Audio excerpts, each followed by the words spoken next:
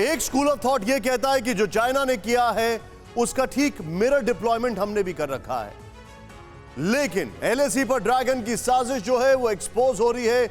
पिछले एक महीने से एलएसी पर लगातार भारतीय सेना को उकसा रहा है चीन।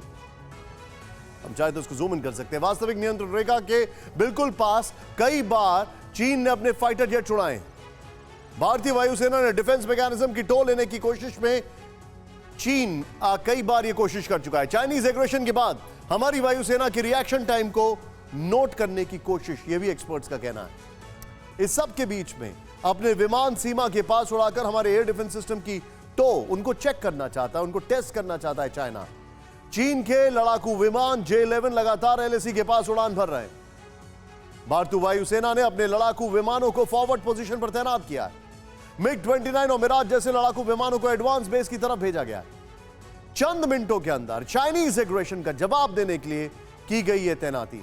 चाइनीज PLA एयरफोर्स के विमानों ने फ्लाइट पैटर्न पर भी नजर रखी जा रही है।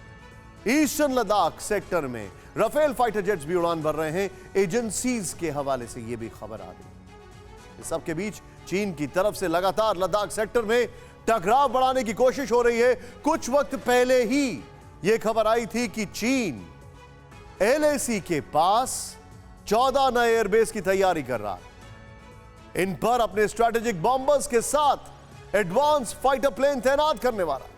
खासकर होटान एयरबेस पर एक्टिविटी बढ़ गई है और यह सब कुछ सैटेलाइट तस्वीरों में नजर भी आ गया है। लेकिन कुछ एक्सपर्ट्स का मानना है कि चूंकि भारतीय सेना LAC पर मजबूती से खड़ी है, चट्टान की तरह जमी है, इसी के चलते चीन ने अपनी चाल बदली है और वो LAC पर ताइवान वाली फाइल खोलने की तैयारी कर रहा है। आखिर चीन की नई साजिश क्या है, यह भी आपको दिखाते हैं।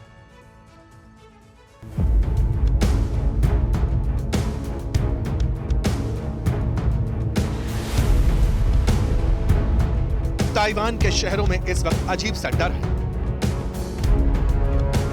खौफ का माहौल। एयर रेड्स के सायरन बज रहे हैं।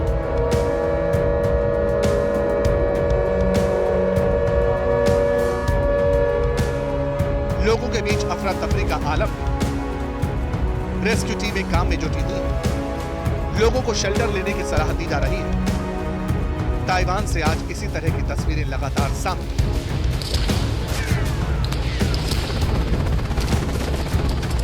जिन्होंने भी यह मंजर देखा, पहली नजर में लगा कि शायद चीन ने एरियल अटैक्स को अंजाम दिया है, हवाई हमला कर दिया। लेकिन असल में यह सब कुछ उस मॉक ड्रिल का हिस्सा है जो ताइवान की तरफ से एग्जीक्यूट की गई।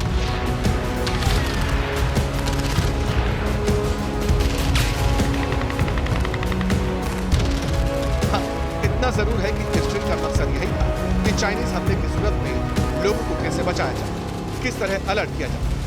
आपको बता दें, 25 जुलाई से ताइवान में सबसे बड़ी एयर रेड ड्रिल्स शुरू हो चुकी हैं। रूटीन डिफेंस एक्सरसाइज के नाम पर ताइवान की मिलिट्री एक्टिव हो चुकी है। जॉइंट एयर और सी एक्सरसाइज को भी अंजाम दिया जा रहा है। टैंक्स और ट्रूप्स के मूवमेंट के साथ साथ ताइवान की खाड़ी में वॉरशिप भी एक्टिव हो चुके हैं। 28 जुलाई तक ताइवान की राजधानी ताइपे में ये एयर रेड ड्रिल्स जारी रहेंगी।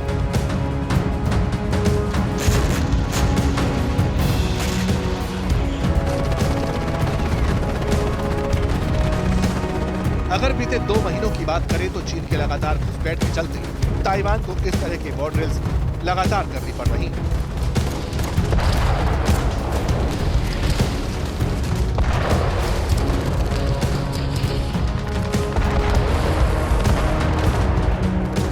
चीन के विमान से लेकर वॉरशिप तक ताइवान की सीमा में लगातार दाखिल होते रहे। ताइवान को अपनी सिक्योरिटी का खतरा सता रहा है। सोचिए, बीते 1 साल में ही चीन के करीब 1000 विमान घुसपैठ कर चुके हैं। लेकिन एक्सपर्ट्स को लगता है कि चीन अब इसी तरह की हरकतें LAC पर भी अंजाम देने लगा है और हाल फिलहाल में LAC के पास चाइनीज विमानों की उड़ान इसका सबूत है। एक्सपर्ट्स की माने तो चीन भारत के खिलाफ दबाव बढ़ाने के लिए ताइवान वाली चालें चलना शुरू कर दी। हमारे जवानों ने LAC पर चीन की हर साजिश नाकाम की। इससे ड्रैगन बौखला गया है। इसी बौखलाहट में चीन LAC पर अपने ताइवान वाले प्लान को कॉपी पेस्ट करने की कोशिश कर रहा है। जिस तरह ताइवान के एयर स्पेस को चीन वॉयलेट करता है, उसी तरह अब एलएसी के बिल्कुल पास तक चीन अपने विमान उड़ा रहा है। चाइनीज माउथपीस ग्लोबल टाइम्स तो ये तक कह चुका है कि चीन के नए रॉकेट लॉन्चर सिस्टम की जरूरत भारत की एयरबेस भी। एक्सपर्ट्स का मानना है कि हाल के दिनों में चीन की एरियल एक्टिविटीज इसलिए भी तेज हुई है क्योंकि चीन भारत के काउंटर रिएक्शन को टेस्ट करना चाहता है। चीन ये जानना चाहता है कि भारत उसके एक्शन का कितने मिनट में जवाब दे सकता है। भारत की तैयारी कैसी है, डिफेंस मैकेनिज्म किस तरह का है। हालांकि चीन को यह जवाब तो उसी दौरान मिल गया था जब जून के आखिरी हफ्ते में चीन ने वास्तविक नियंत्रण रेखा के फ्रिक्शन पॉइंट्स के बिल्कुल पास अपने विमान को उड़ाया था। उसी वक्त भारतीय वायुसेना के विमान भी आसमान में उड़े थे। Anti air defence system activate हो गया था। चीन के विमान को लगातार वार्निंग दी गई थी। इसका नतीजा ये हुआ कि चाइनीज विमान को वापस भागना पड़ा।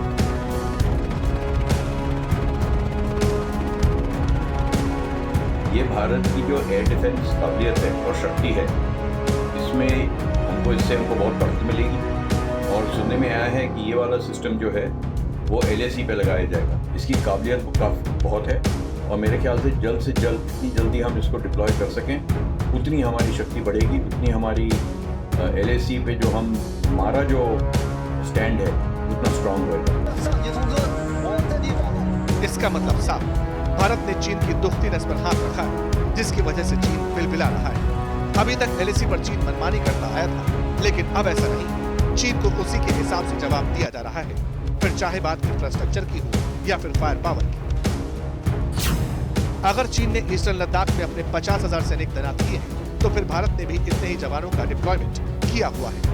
चीन के J-10, J-11 जैसे फाइटर प्लेन्स एलएसी के पास एयरबेस पर, तो वहीं भारत के 20 सुखोई, MiG-29 और मिराज के डिप्लॉयमेंट मौजूद है। चीन ने अपने एयरबेस की ताकत बढ़ाई है, तो वहीं भारत ने भी एलएसी के आखिरी पोस्ट तक एक्सेस को आसान बना दिया। इसीलिए भारत की तरफ से लगातार कहा जा रहा है कि चीन की कोई भी हिमाकत बर्दाश्त नहीं की जाएगी, उसकी हरकतों का जवाब जरूर देंगे। आज मैं रक्षा मंत्री होने के नाते डंके की चोट पर कहना चाहता हूँ, भारत अभी हमारा कमजोर भारत नहीं रहा है। भारत अब दुनिया का ताकतवर देश बनता जा रहा है। भारत अब दुनिया का ताकतवर देश बन जाता जा रहा है। आज की मुराद आज नहीं तो कल पूरी होगी। इस भरोसे और विश्वास के साथ हर भारतवासियों को अपने मजबूत दमखम के साथ खड़े रहने की आवश्यकता है। हालांकि ये बात सभी मानते हैं कि चीन को लेकर कोई भी चांस नहीं लिया जा सकता, क्योंकि चीन काफी अनप्रेडिक्टेबल है। अभी तक ईस्टर्न लद्दाख के डेप्सांग, हॉट स्प्रिंग और डेमचोक जैसे पेट्रोलिंग पॉइंट्स पर डिसएंगेजमेंट की बात नहीं बनी है। और इसी बीच में चीन की तरफ से PCL-191 नाम के रॉकेट सिस्टम को पैंगोंग लेक के पास तैनात कर दिया गया। ये तक कहा जा रहा है कि भारत की तैनाती को देखकर यह सिस्टम लगाया गया। लेकिन चीन चाहे जो करे, एक बात साफ कि अब चीन के सामने 1962 में बल्कि 2022 का न्यू इंडिया है, जो बारूद का जवाब बारूद से देना जानता है। और गलवान इसका सबसे बड़ा सबूत है।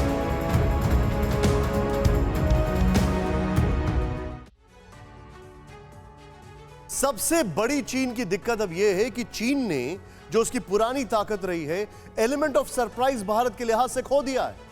क्योंकि आज की तारीख में अगर चीन कुछ भी प्लान करता है तो भारत ऑलरेडी पोजीशनड है, उसकी ट्रूप्स तैयार हैं, उसकी पूरा डिप्लॉयमेंट ठीक से है। यह वहां पर जो विशेषज्ञ हैं उनकी जानकारी के अनुसार यह सब कहा जाता है। एलएसी पर देश की तैयारी को लेकर कुछ और डिटेल सामने आई है। हमारे डिफेंस एडिटर आशीष सिंह ने इसे लेकर एक्सक्लूसिव जानकारी शेयर की है, यह भी आपको बताते हैं, जरा ध्यान से देखिएगा। पता चला है कि एलएसी पर भारतीय नेवी ने भी अपने एरियल एसेट्स जो हैं वो डिप्लॉय कर दिए हैं। और इस सब के बीच में रेकी और सर्विलांस के लिए भारतीय नौसेना के बोइंग P-8I एलएसी पर मुस्तैद हो चुके हैं। मिलिट्री सैटेलाइट रुकमणी के जरिए बोइंग P-8I ग्राउंड पर रियल टाइम तस्वीरों और जानकारी सेना को मुहैया कराता है। जानकारी तो यह भी है कि ले एयरबेस पर भारतीय वायुसेना का मेन फाइटर जेट राफेल भी तैनात किया जा चुका है। राफेल को उसके कंप्लीट वेपन पैकेज के साथ तैनात किया गया है। इसमें बियॉन्ड विजुअल रेंज मिसाइल भी शामिल हैं। राफेल के वेपन्स वाले पैकेज में मीका, मीटियोर और स्कैल्प जैसी मिसाइलें शामिल हैं। ये सारी तैयारी असले हैं क्योंकि चाइनीज एयरफोर्स एलएसी के दोनों तरफ बने 20 किलोमीटर के बफर जोन को वायलेट कर रही है। एलएसी पर दूसरे S-400 एयर डिफेंस सिस्टम की तैनाती के साथ भारत का अटैक और डिफेंस सिस्टम और मजबूत हो जाएगा। ईस्टर्न लद्दाख में S-400 की तैनाती के साथ 800 किलोमीटर और आगे तक का एयर डिफेंस कवर हो जाएगा।